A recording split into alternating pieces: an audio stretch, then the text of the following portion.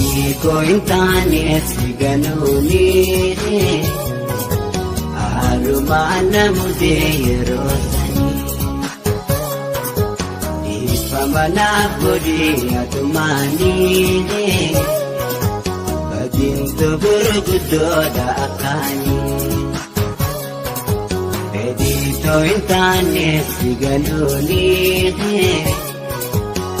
arumana mudeyero sani ifamana bodi atumani